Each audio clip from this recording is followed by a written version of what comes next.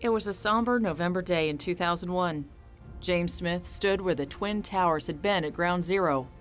All of the activity around him came to a stop as the flag-draped remains of a victim were respectfully carried from the wreckage. Smith's life was changed forever that day. James Smith, father of four, lawyer, elected official, Army JAG officer, and bass player for a local band, felt compelled to do something different. He wanted to be on the ground, making a difference as a soldier. After many attempts to transfer from an Army JAG officer to infantry officer, Smith took drastic measures.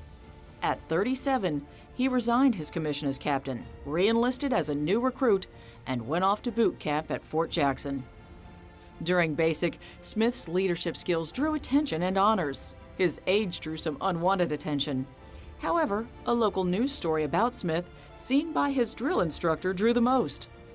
After training, Smith was reinstated to the rank of captain, but this time with the infantry.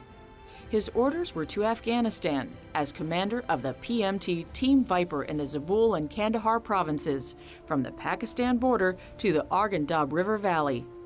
PMT Viper's unit's mission was one of the first Focused District Development Programs, or FDD. The mission was to train the local police force and to build trust between the Afghan National Police and the local populace by establishing and sustaining security in the region. On March 8, 2008, Smith's vehicle ran over an IED. Smith, his gunner, and driver were injured, but after being fitted with 3 new vehicles within 24 hours of the IED attack, Smith's unit was back in the same village, sending a clear message that they were not backing down or giving up. No victory for the enemy.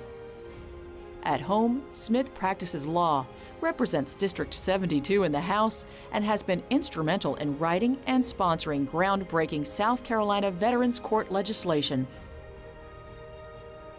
You know, we're fortunate in South Carolina. We're one of the largest veteran populations in the country. I think we're in the top 5 or so.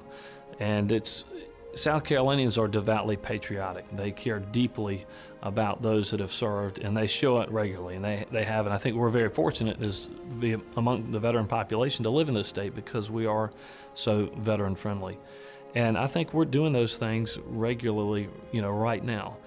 There's a lot of support for our veterans. The Blue Star Mothers and the work that they do is critical. It makes a huge difference. I can tell you from my own personal experience, when I was coming and going, to simply have those we think are very simple things, but whether they be snacks or comforts from home, a care package of some sort, I tell you, it really warms your heart. It makes a difference to see somebody out there supporting you in that way, and see the Blue Star Mothers there time when you leave and when you come home.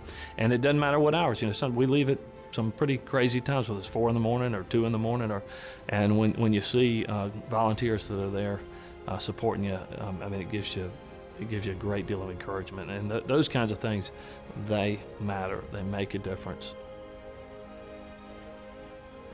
Always, first and foremost, I like to be remembered, hopefully, by my wife and my kids as a good husband and a good father, and somebody who worked hard to fulfill those roles in a way that gave them what my parents gave me, and certainly what my wife, who's my spouse, supports me every day. I'd like for them to remember me, that I did those things well and supported them and loved them in the ways that were meaningful.